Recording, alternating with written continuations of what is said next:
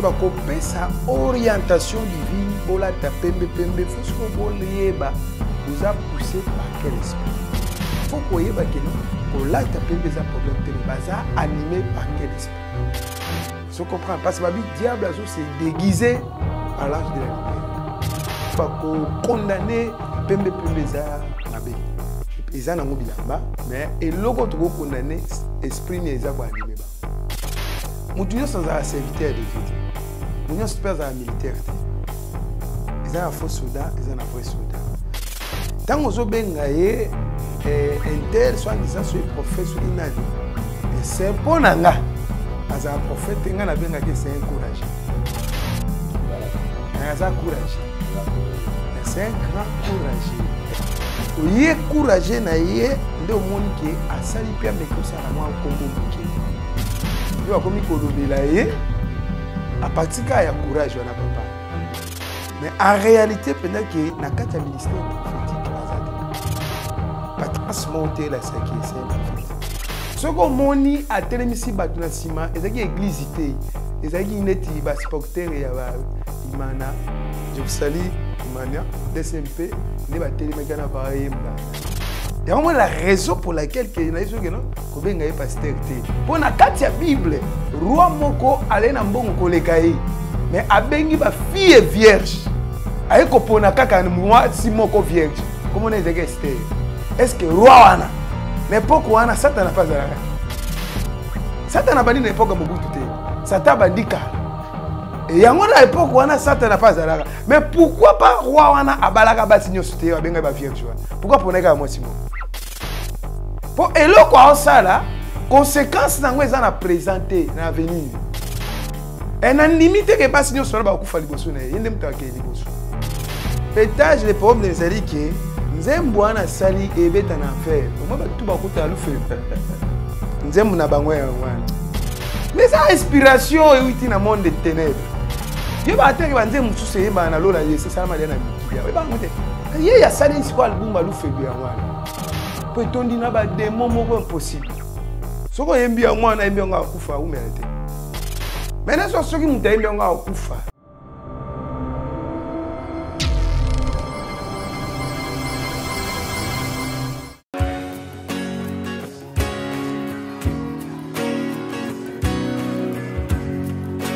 Shalom enfants de Dieu, je suis votre frère le prophète Paul Fulgence Koussou, le pasteur principal de l'église Emmanuel Rapha. Sur cette vidéo, j'ai deux nouvelles à vous annoncer. La première est, depuis décembre 2021, l'église Emmanuel Rapha est propriétaire d'un terrain grâce à votre soutien, grâce à votre appui. Et ces terrains se situent sur l'avenue Bobila dans la commune de Ngaliema. La deuxième des choses, je viens auprès de vous, mes papas, mes mamans, mes frères et sœurs, vous demander votre accompagnement pour la construction de la dite temple. Nous avons besoin de vous.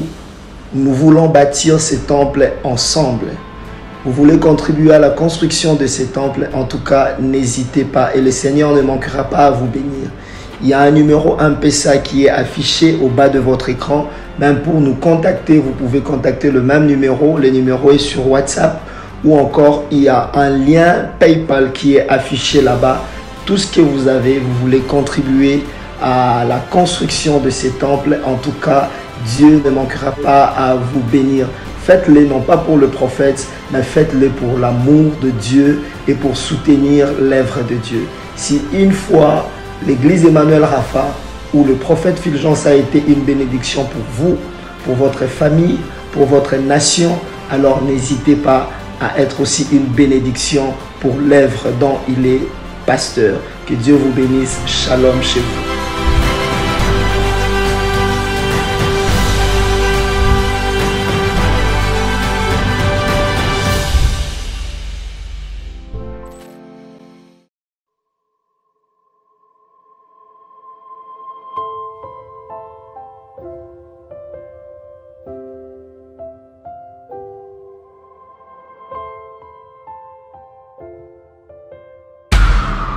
Spéciale retraite de prière et de délivrance en direct des radios Purim.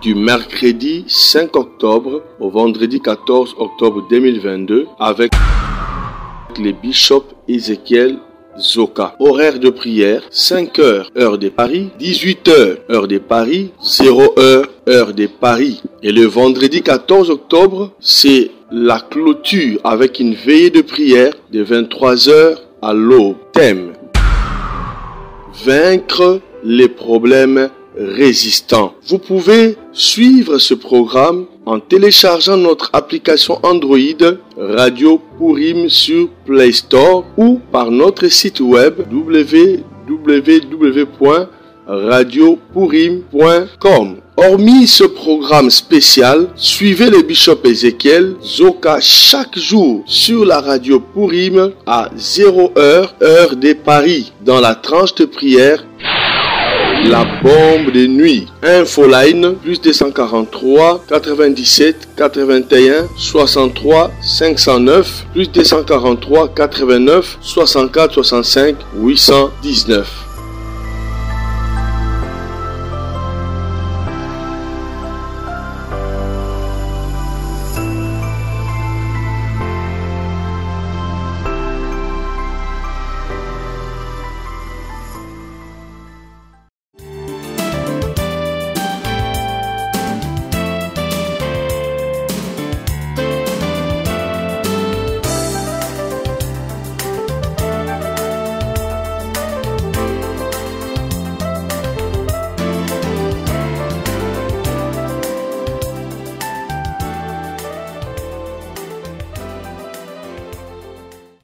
Osana mokili mobimba tombola miso likolo.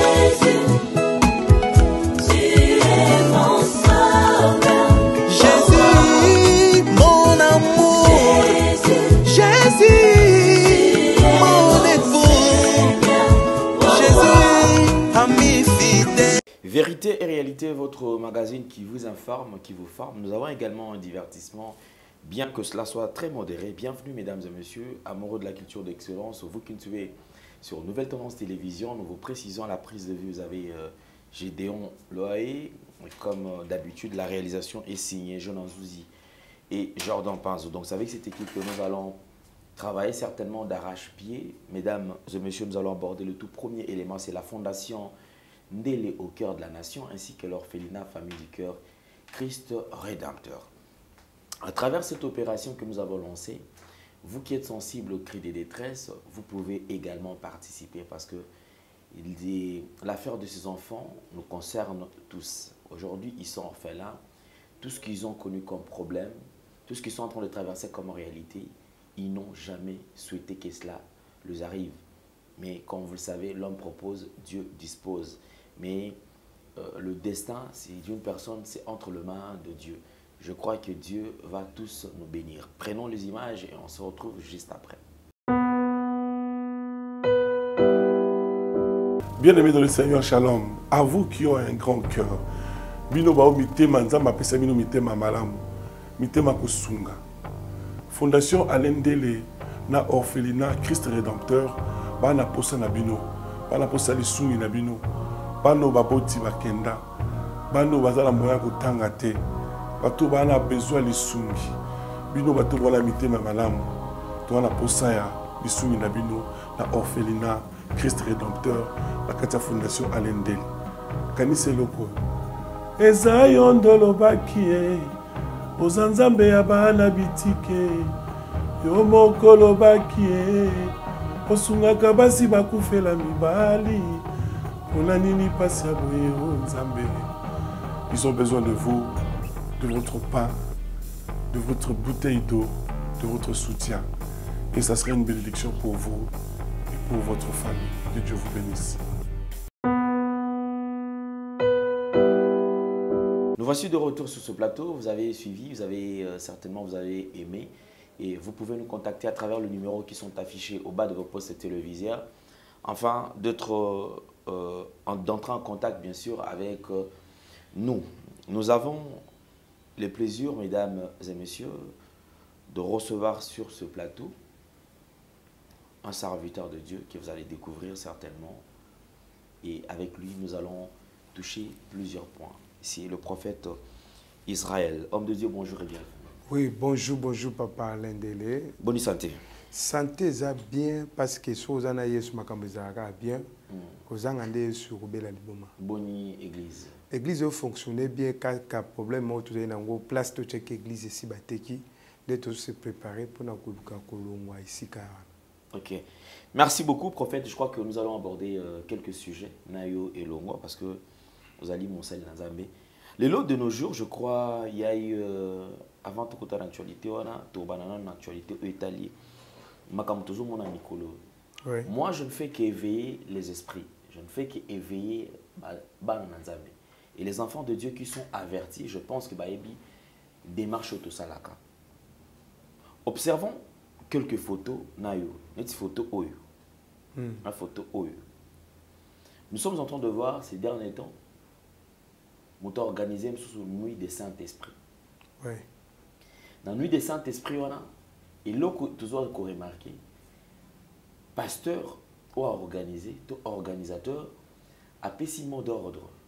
C'est-à-dire le dress code, c'est-à-dire que le lengue à kolata. Et le lengue à kolata est en gros, à l'obibalata, église mobima elata, pembe, pembe, pembe, pembe. Na évité ce kolata pembe wana, ils allaient kolata sa sanctification, je ne sais pas. Na évité kolata pembe, pembe, pembe, wana, ils allaient selon directive au molimo mosantu, au bazali ko célébrer. Na nuit wana, to na journée wana, je ne sais pas. Est-ce important que ba na Nzambe ba sangana ba pesa na peke ne to la ta pembe pembe to mwindu mwindu. Ce qui pembe pembe, je ne sais pas pourquoi. Pourquoi est-ce que va sangana to la ta noir noir noir noir noir? Parce que couleur ya pembe to ya noir ezali mutuni mutatiamo. To longwe wana to moni de comme susu a organisé je ne sais pas si to ben aux séminaire. Mais nasuka a ebisi batonyo surtout la tabiso nyo surtout pembe pembe. Et bon na église batonyo surtout voilà ti pembe pembe pembe pembe pembe pembe. Alors je voudrais quand même te comprendre sur le plan révélation. Tout qui est dans sens c'est na côté révélation d'abord. Vous êtes prophète. Tant aux hommes na ba image oyo. Ozo kanisa ni to ozo lobani. Bon, papa ndelo moni Christ a se kwa na lamba pembe. Ministère à Christ, ils allaient toujours habillement les pembe. Ce qui est na kati révélation, pembe za sinimo ya beauté, na kati apocalypse, zamba zo sa entre apocalypse 3 boy. Zamba zo lobake bilamba obolate ki ezalaki ya salité. Nzambe asokoli bilamba wana na makila. Pe bino obimi balo balongi. Vous avez makila bilamba parce que nzamba sokolo bilamba komi pembe. Ils en apocalypse. Si vous toquez plus loin, nzamba a changé je suis bilamba. Je suis à lati bilamba salité. Nzamba lobi bolongole bilamba salité, bolati bilamba feti. Si vous toquez sur plus loin, tout le monde a Joseph. Pas que nous coûte à un pharaon, à la bilamba prisonnier, à la bilamba palais royal. Pas coûte à pharaon. Tu vas couper sa orientation divine, bola ta pembe pembe, faut que boleba, vous a poussé par quel esprit? Un occultiste a coupé ce jeep. Un chrétien pas coupé ce jeep, mais nous sommes bien au jeep. So faut y ba, il y a occultiste animé par un esprit du diable. Il y a chrétien animé par le Saint-Esprit. So faut qu'on y ba que non, que là ta pembe za problème mais baza animé par quel esprit? Vous comprenez? Parce que le diable c'est déguisé par l'ange de la lumière. Et la raison pour laquelle que bandoto nyonso ewitaka ya Nzambe te. Bandoto mususu au moins que c'est le diable qui a le belao. Même la prophétie, moi nous sommes sa prophétie, mais l'esprit et Saint-Esprit mais l'esprit il y a Python. Les autres bakati ambe. To ba ko condamner pembe eza mabe eza nango bilamba mais eloko toko condamner esprit ni eza quoi animé ba esprit d'aller quoi animé ba voilà mais en parlant il y a quand même une révélation tant on va dire qui ça dit que bolongola elamba il y a salité alata elamba ya pembe. Voilà. Moi je comprends ça dans le sens autre que ça dit quelqu'un qui était plongé dans le péché. Une fois converti, il accepte Christ comme Seigneur et Sauveur. Makamunyon surtout ya bosoto et kui. Voilà. A comme si une nouvelle créature. Voilà. Mais dans quatre églises, tant on a zolo par exemple, tout là ta pembe. Je me pose la question, c'est ils ont une influence nini sur la spiritualité. Bon, na kata spiritualité na bin Apocalypse. C'est l'Apocalypse qui a parlé ça. Apocalypse c'est le bagenzamba selbiso comme pilier ya temple. On comprend? Mais na kata bilamba na Apocalypse bango bazena bilamba etonda na makila. Ne l'ange ya lobi na sokola bilamba na binu. Po ekoma pembe. C'est-à-dire ngola sa signe à vainqueur bolongi. Le rôle bino bolongi bo mérité bo fanda na mettre table moko. Na sens elamba ya pembe. Mais ce qui est manifestation ana est animée par mauvais esprit. Et on va déguiser kaka ange azaka et diable a déguisé seulement des anges de la lumière, des Saint-Esprit, mais ce n'est pas le Saint-Esprit, il y a un mauvais esprit et dans la place souvent. Et si vous faut la manifestation nango événement ana début événement na fin nango et ça ndé ce qu'on place aux conclusion que non événement yo nzamba zala na quantité diable ndem tazala na kati et si. OK.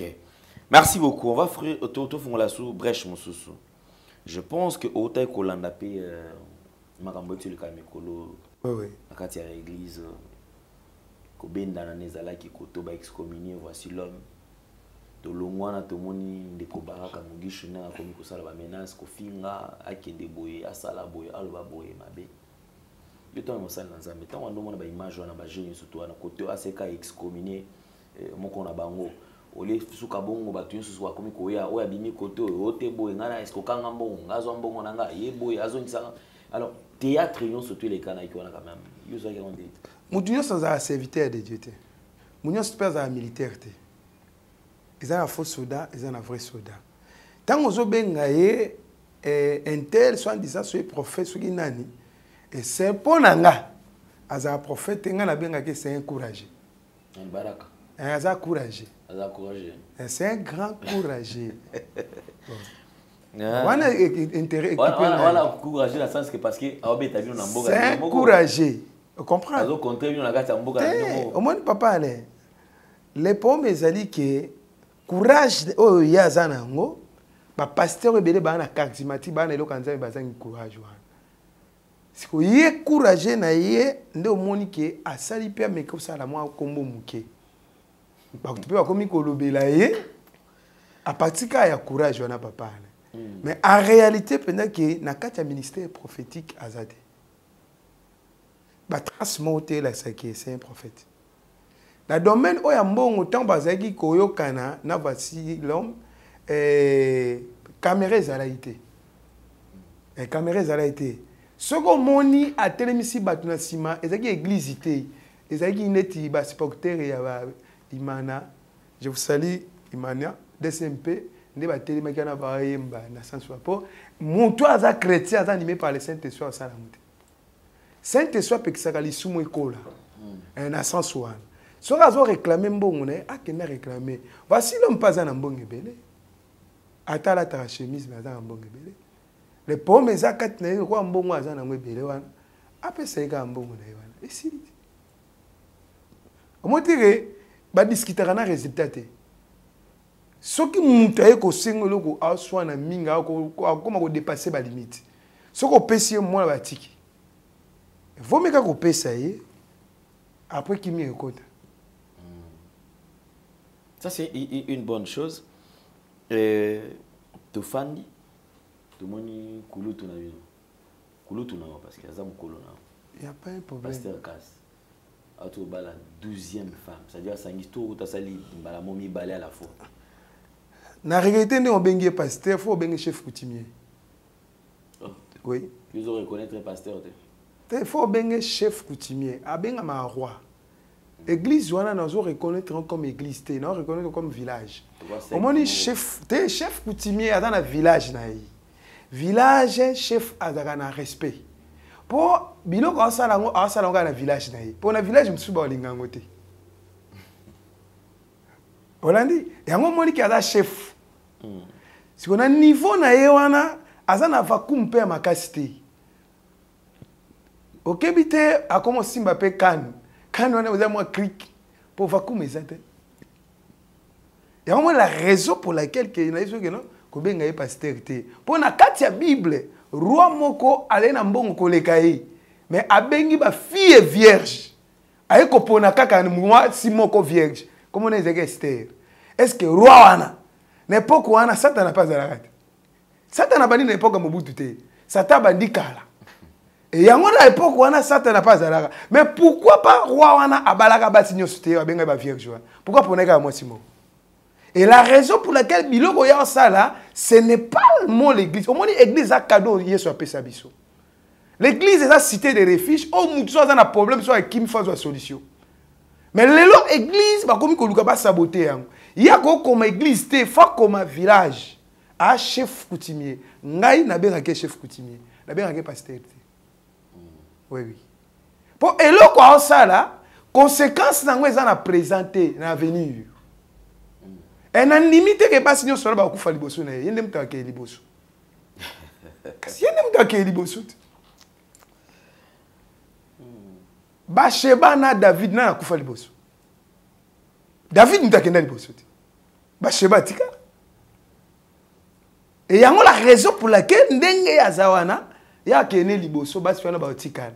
So mabe na omona nini et loko ekomela ndé komela famille ya Jacob pour riba azwa moi nani mobala tata na moi sa tata na loko la riba azwa ki moi sa tata na na sakanda modi riba abi vino ebe badbela mais Moïse yako longola malédiction wana la raison pour laquelle que yeba inceste ça la makuna pour na minute de des autres kebité ça ma déjà kuna ok un petit mot be abote liboso mande fese bima petana benda makam anyataka siko yo yeba ndeni so biloko ya osala lelo et kangaye na avenir ya moni soko moni mutu lelo azo souffrir eza ba erreur à passer nde kangaye na présent nga na moni azana extraordinaire taza pe start le problème ezaka ya chef ya village a chef ya mboka te ya village za moi parti moi mukie nde na village na moi royaume na yo wana za ngwana nde azwaka batu na kana kati ya royaume na yo so mabeza papa yo posa na royaume no média mabeza te mais yo posa na discipline oh zotambo na mo yo posa na moi royaume na ana chef a village asa magamba ndenge mais est-ce que mtaoki osamela na kati église on pose vraiment eza église te zela mko yamba mutu sundo tuna eza église eza village ye azo reconnaître comme étant église bato bakenda kuna sans te ki ba okenda kati ya village moso ibo mongoto village kingani te bakenda kuna comme état ba kepi kaka na kati ya église losambo ya on a posé question est-ce que bato ok bazo bakenda kuna ba oki koza vraiment véritable sali bato baza na kati ya village wana bakoki kozwa sali te pona nini bazo dépendre na chef bazo sali te parce que makambo nyonso ya lobelaka bango bandimaka chef bandimaka ngo pour chef alobi chef coutumier alobi chef coutumier babanga ke na village okendaka te babangaka ye yo moni teke ndako ya chef coutumier ezaka musika na village te ezaka na kati ya village yo moni teke ndako na ezaka place wana yo na soki ezaka village atonga mo eloko na wana obi na Congo ba courage baza atonga mo eloko na ya a chef village mais ça péché te bon on a dit que ça chef village mais ça dit sous ça péché te. En tout cas, merci beaucoup prophète, je crois que Isa Esengo yakoyoka yosusu ko réagir na mambo les cas dans domaine côté Nabino. T'es côté Nabino, t'es côté ba chef coutumier. Côté Nabino, chef coutumier a déjà l'équipe. Hein? Baraka za côté Nabino. Et yana bagi azaka courageux. Peut-être le problème c'est que nzembo ana sali ebeta na enfer. Au moins ba tout ba kota lufelu. Nzembo na bangwe wana. Mais ça inspiration et oui dans monde de ténèbres. Ba tout ba kota lufelu. Au moins nzembo ya lufelu ya wana. Ah, yo ba teke ba nzembo mususu yemba na lola c'est ça ma na mukilia. Ba ngote. kasi ye ya sali siko album alu felu ya ngwana po tondi na ba démon moko impossible soko yembi ya ngwana yembi nga akufa ou mérité je dis la vérité maintenant soki muta yembi nga akufa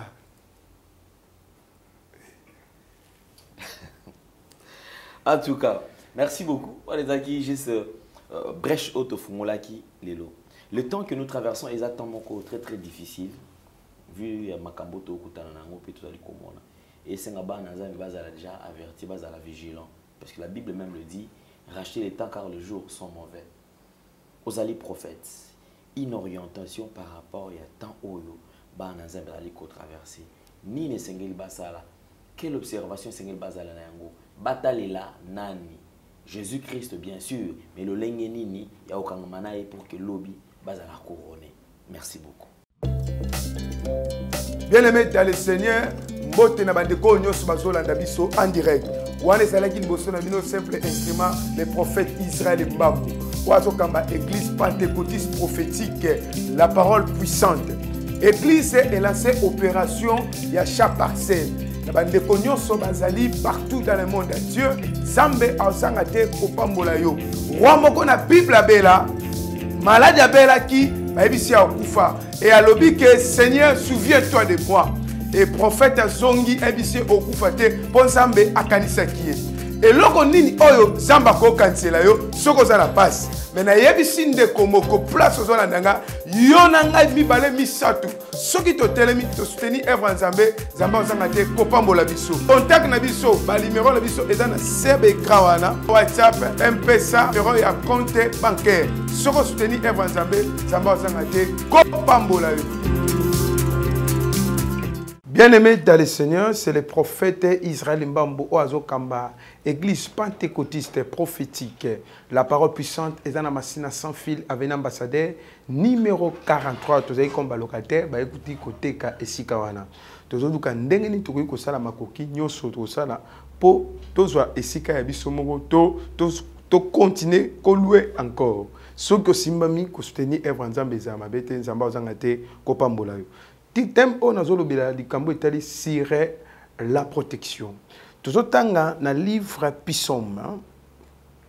Psaume chapitre 121. Bible na biso et le biboui. Psaume chapitre na yango 128. Voilà. Psaume 127. On a commis déjà. Voilà. Psaume 127. Verset 1. Balobi,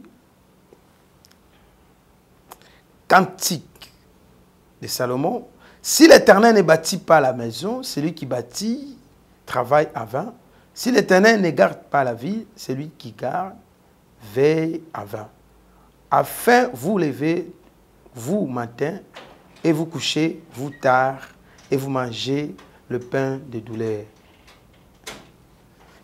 Balobi, soki Nzambe azobatela te oyo azobatela ya pamba ozanga entreprise moko munene mais ozanga protection ndeko naza na fonction moko munene mais kiti yo afandi nango protection ezate ezanga mutu mso akanga nzoto abina kanga nzoto so abetinga mbasu babetinga diabète babetinga PC ezwanga te. Mais si quand même s'en décose sur la nangai, le lot comprendra te au kangi pourquoi? Parce que nous avons protégé moi dans les boumoute. L'ange de l'Éternel a annoncé Marie que au bon tamoana et moi na parti à l'iboumoute ciel et bado kengela. Babi même na Joseph a kengela moi na tibona na robotama. Et ngolo bakeno protection eza singaloke tout. Protection eza makila to meli makila mutu. Mais ce qui est en Zamba bomba yo abatela yo. Et ça na batebele ana mbongo. Mais mbongo les a bien protégés. Ils ont batebele azam étoile. Mais étoile les a bien protégés. Mais tika ne biso que muto abatela ka eza Zambi. Oza entreprise. Mais entreprise les a bien protégés. Mais tika ne biso que muto ko salo grâce que entreprise les a la protéger eza Zambi. Batebele ba comprendre que na kati ya mokili otozali mutu abatela keza kanzam alors bisenga na kengeli ndaku te libota no na kengela kango libala no na kengela kango ba bien matériel no na kengela kango promotion o pesa melo jui na kati na so kengela yo mais stika na biso bien que zambe so ka batelité o ya so batela o batela pamba o remarqué ba mbongo kubunga o remarqué yo na mobile no bo discuter pamba parce que na kati ya libala protection ezate muiba ya ibio mobile kenai pourquoi parce que muto batela mobile azalité muiba ye afini mwana kingo atengsie kingo aye abomi yo mwana akei pourquoi parce que muto batela ndako azalité biolobi muto azo kengela Israël alala katepe animba kate et loko liboso na vie même na business même na musala même na ndako même na société même na ministère mobo et loko est important d'abord est la protection d'abord est-ce que maman yo zamba bomba yo abatela yo to abatela ote tala comment na famille bo sila lokola nzete ya mbila lokola ba mbila elonga na itati nango et quoi ya moko bo sila parce que na kati ya libota na bino mutu obatela bino azate mais soki zamba bateli yo mutu akozwa azate bato ebele a femme d'affaires asalaka business a homme d'affaires mais biloko ne kobunga biloko ne ko disparaître parce que mutu azobatela biloko wana azate oza na posa babatela biloko na yo pasteur na ndako nanga na mobile nanga ba querelle parce que protection ezante nanda muibe akota hernios place protection eza voler le diable ayaka te po simba bino mais soko boni lelo santé na yo osa ba shit ya santé ba tension ba opérer yo ba makambo belé la kata santé parce que il y a pas la protection divine et ça va battre belé ba ko romper sa dignité et ça va battre belé ba ko semete et ça va battre belé ba bi ko ça va bien fêter mais ça va battre belé wana ba obungi ça va biloko belé pourquoi parce que protection divine ezate et on est samedi comme on l'a en direct ce qu'ils ont bateli yote oya zo batela azo batela la pamba tika na tongo ya lelo na moment auto sali na après-midi oyo zamba lola abatela ndaku na yo na mona ka ba ndaku mususu ba sali clôture ba tie tête ya lion ba mususu ba tie tête ya léopard ba mususu ba tie matala ya posanguma ba mususu ba ko tia nini oyo ba tia matala ya nini oyo ya nyama nini oyo ba tie matala kelele pourquoi parce que azomona na kati ya protection lande entreprise eza protégée même elangozo sala bilangozo sala il faut qu'il y ait la protection là-bas ce qui protection ezate eza pamba nzamba batela ba serviteur na ce qui serviteur de Dieu a protégé te Satan a joué na sala jeli parti et on la raison pour laquelle ndeko zo landanga ngina tous nos questions osana ba bien est-ce que ba bien nous a protégé ngina tous nos questions est-ce que bomba libala no bien o tia ba borne na kata libala na yo o clôturer libala no ke muto ya ta yiba eloko na kata ndako mais les gens ont remarqué parce que santé nangeza bien te mobile nanga tozo kanate lelo toza bien lobi to bundi parce que zemi zo fanda ngate na ke plusieurs fois ba chango e fanda te pourquoi parce que matrice wana ba trompe muto batela ngo azate yango la raison pour laquelle monde de ténèbres ezo secouer ma trompe et secouer matrice mwana bimi oki douleur monde ba suyo na kati yango la raison pour laquelle ndeko zo la nanga en direct nengine bisa yo bia nani oyo zo protéger yo oh papa bapesa biso singalo ketu balesa biso biloko moto liaka na nzungu to melana makila po libale kufa te non yango te mute batela libale kufa te ndeko tika na bisa yo bien ezana bato ebele azana grâce ya kutana président de la république azana ngolu ya osala na palais royal mais protection kat na ye ezate tant bato mususu ba ye wana ya zomona na lisusu te omona oyeba ina mutu mbongo ebele mais akabela côté omona ko silisa mbona tourno boye oh yo suite ata mbonga kisi ana mbonga kisi te ndeko tango yo aka Kinshasa otika lopango na yo otika flat na yo est-ce que ça va protéger spirituel to ça va protéger physique bagarde ko ba la physique Mais spirituellement, on a protégé. Tant maladie, on va frapper. Combien, combien? Et c'est là qu'il m'a dit que les fantômes sont spirituels. Ah non, on a été malade. Mais elle frappe, on va protéger. Il y a des qui font la Bible. Au moins, on a ceux qui n'ont pas de protéger. Au moins, on a protection dans un moment problème. Ngai na mela sukité na comprendre que na fongoli bible so na tie mutu na se suke kwa ka mikolonyoso même si on fait na ndako suke kwa même moi so na makusuke kwa la raison pour laquelle bana na nzambe ba komo kosa bango na temps auto sali mo na nzambe ozana posa protection ya pharaon te ozana posa protection ya idolâtrie te ozana posa ya protection de Adonai Elohim le Dieu d'Israël le Dieu de la Bible Jésus-Christ de Nazareth ozana posa que non nzambe a protéger couple na bino bon vivre longtemps. Et ça va battre ça la veut. Ngai soki nzamba pambolinga na sombe l'église wana lopango. Mais moment ngo pe yango ekoki. Le prophète d'Israël m'a lancé opération à Chaparcel. Soki yo nzamba simbio le belakayo. Un jour roi bisa nzambe, ne roi moko lo na nzambe, souviens-toi de moi.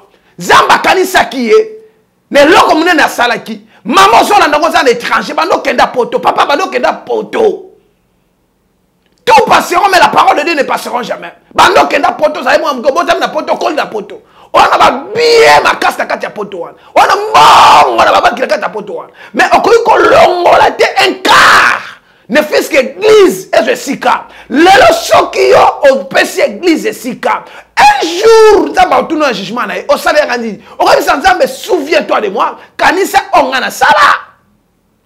Oui bien na croix ici Jésus kanisa ngata okoma na bokonzi na yo. Asale le hotel, mais yo salobi yo kaka leo na poko lelo ngana to ça na paradis. Neko tika na bichelo komoko. Où passera votre éternité? Na ta auto sali, monde des ténèbres et travailler jour et nuit sans repos. Pourquoi? Parce que bana posa ba bebi sabarwa tutu. Babini ozola la retard. Tebi ozola la retard. Ozola muka tongo makas, mais aujourd'hui il y a lipa, il y a douleur. Combien de personnes à katara ponga kelibanga, à katara ponga soken, mais mongo ngo sala amona rate angote. Mitu kangwa tiaka na ba conteneur et comme à la destination te. Il y a mongo nyo sala nguma melaka, mais à katara ba ponga travailler le la moulin, à travailler makas. Mais là comment ils ont produit ça te. Bibelobi ozo mbongo ocha na poche etoboka ozo lia mingi motonda te tikana bisande koboko ke nzambe na ngai bisinga na yebisa yo ke place yo sali olandanga en direct mutu ko protéger yo akobimisa yo place yo sali ezaka ensemble ebele baluka protection na luka équipe terre ya sécurité ba ya ko protéger nous pas nanga tikana yebisa yo défenseur à sur les Jésus juge à sur les Christ. Ce qui jugement qui les a jugement spiritualité c'est la raison pour laquelle yom toza na problème à santé, ne connaissent na coma, ne connaissent na cancer, yom on a problème diabète, on a problème faiblesse, on a problème misu et tout miso descendre, si kana bisayo que non, Zambe est capable ya obiso place wano sali. Ba te bele ba lo barake, eza ndenge ya famille na biso to bela ka ba malade ya mitu. Eza ndenge na biso to kufa kaka valage. Ba mesana kana lisumu ba mesanaka na kisite ndeko tika na yebisa yo batu mususu po mona nganga eza facile aza capable koboma yo incapable que ne pas nganga apesa yebi do po ba boma yo yango moni la raison pour laquelle ndeko na bila bela mutu pourquoi parce que eza na spiritualité sangana ki pour combattre yo na zesa ndeko azolandanga Luka protection et Nzambe. Si l'Éternel ne bâtit pas cette ville, celui qui bâtit travaille avec. Ce qui Nzambe a bombioté, a batelioté, ozo batela, a batela ya pamba. Ok, na musalo suno libana, nana okengele la obana. Ato luki muto futa ke banda le 30 le premier. A okengela ebie te muto okengela kabie ensemble. Yone sande komo place ozo la nanga. Ne kekoto sali, tika Nzamba batela amna yo ekengela ma. Biso basel na Nzambe. Nzamba bapesi so pouvoir ya okengela milimo ya bato ya okengela mbongo kaka te mais lelo bafidèle baozanga place bakokende osambela espoir eza lisusu te bakomi kobanga donc une église to église donc église eza cadeau nzambe apesi biso l'église c'était une cité de refuge yango nesa ndeko ozolandanga en direct protection ya solo eza ya nzambe ndeko même na bato ebele bazwa sida atolati condom sida ekoya kaka mais muta ko batela yo ke oza virus te ezaka nzambe yango la raison pour laquelle bien aimé dans le Seigneur bat basali biloko moko ya mokili alati yo câble na loboko biso eza protection alati yo mayaka lobi eza protection ndeko mayaka eza protection te montre on alati eza pona talaka air mais yo balati yo biloko mona ba religion côté osambelaka eza nango protection te bazo photo mo ba tyango na porte d'entrée à chambre babi eza protection te eza nango protection te mama tika na biso za photo moi pasteur otiana tolo na yoke pasteur moi nanga kufa te moi nanga bi otiana photo moi na tolo photo pasteur na tolo moi na eza nango protection te tika na yebisa yo eza na mutu abatelaka bato alalaka te bandimbaka te Psaume 121 abi que Jésus-Christ de Nazareth babenge le lion de la tribu de Juda. La raison pour laquelle yende mutu capable ya kobatela yo ndeko ozola la retard ola mukatongo makas mais olia lipa douleur. Combien de personnes bien aimées vinaye musala osala makas mais paiement muke asa musala makas mais ba entrer mukie mais ba sorti tale belé ba si sur compte na banque à cause ya malade ba si sur compte na banque à cause ya ko aider combien de personnes oyo eda lelo baza benga si kana bisande ko so landanga mutu ako protéger yo même na vivant même na ce jour de mort et ça ka ensemble ba ko kundo ba ngono so ba ko kende mais eloko ko sala yo eganga yo za la protéger o za la sauver et ça va bien fait yango ndeko place osali que zambe na ngai bisinga na bisayo soki ya batelité oya so batela a batela ya pamba yo kana biso ndoka kolonga na Kinshasa aye pota finio kingo pe abomi yo aketi États-Unis d'Amérique pe Canada be auti na village na tandoki aye ti Canada abomi yo mais muda ko batela yo ke mulile so yo te ezaka ka Jésus-Christ de Nazareth yo bi ke to sombami à cause le sang de l'agneau ti kana biso ndeko na ngai ndeko mo alata ka bak na musapi baba na yango ndeza protection ndeko mo alata ka baba mayaka baba na yango ndeza protection bakate banzolo yango protection mais yango te eza protection oui on a le prophète Isaïe basali esine ke a sous émission awa ndeko yo mto landingai lima na biso ya contact eza wana eza na bato ebele baza bato yo asala ve panzam abi Seigneur ce qu'on pesinga mwana ngape na osalela église na yo boy église eza corps de Christ place osali oza touché obite nenga sunga église oyo ezwesika nzambe alola azanga te opambolo mutu azo matanga Jésus en charge. Si les lois balobela quand même bana de génération en génération balobela ye pourquoi parce que mtaso matanga Jésus en charge place singala ba kundaye mais andi ba kundango Jésus tikana biso ndeko nanga place osali et loko yo sala pona nzambe nzambe abosa na kanisa ote yo kasi ba Abraham marka ba saison pourquoi Abraham aza muta prière makasta et là Abraham a marqué ses yeux qui ba sacrifice oya salaki nzamba bisi pesanga ton unique fils unique oyo comme sacrifice Abraham atala te butate akeno pesa et nzamba yo comprend que non Abraham alingake ya solo et la raison pour laquelle ceux qui osent mwana nzambe partout dans le monde entier au kelama nzambe oza na tribune na yebite religion na yebite fonction osa na yebite oza politicien oza homme d'affaires femme d'affaires oza citoyen simple na yebite mais eloko na ngine o sala acte mo pour l'église église sur endroit nzambe azanga te kopambola yo mais ba numéro za contact on a soko bengi biso église endroit na minute église etelengana ya na place ya ko fanda te ba numéro na biso contact ezali 0 plus 243 81 et 85 51 30 37 à la fin plus 243 85 51 0 0 0 37 à la fin ce que bengi biso okozwa le prophète Israël et c'est le numéro ya WhatsApp monsieur ezali 243 plus 243 90 77 87 672. Soko bengi biso au prophète Israël Mbam, pe numéro papa Alain Dele, eza assez, ceux qui peuvent bengi bureau yo, eza bureau baba nzambe et ba benga mosel nzambe, ceux qui église est sika.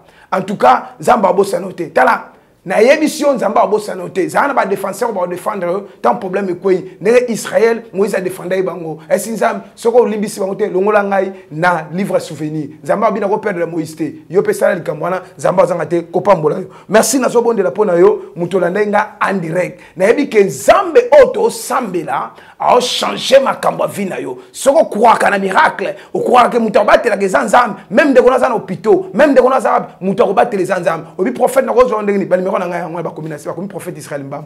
Na so bonde la pona yo. Père céleste, au nom puissant de Jésus-Christ.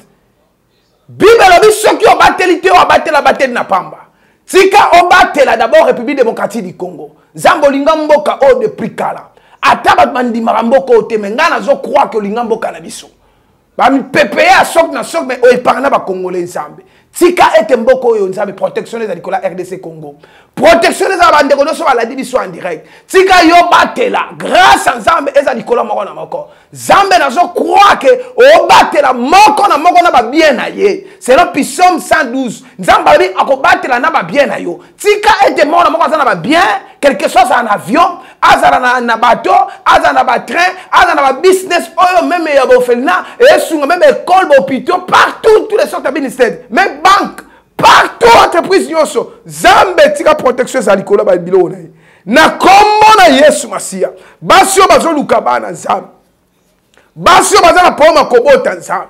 Basio baza humilié. O ba finga mi nzambe. Kona lobiete miracle pesa melebonga na mwa oto zali.